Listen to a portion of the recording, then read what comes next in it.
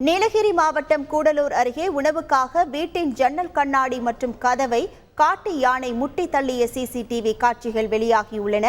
கூடலூரை அடுத்துள்ள தொரப்பள்ளி பகுதியில் இரவு வந்த ஒற்றை காட்டு யானை அங்குள்ள ராஜன் என்பவரது வீட்டின் முன் வந்து நின்றது.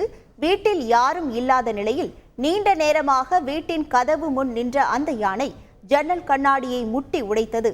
பின்னர் கதவையும் முட்டிய அந்த யானை நீண்ட நேரத்திற்கு பின் வேறு பகுதிக்கு சென்றது.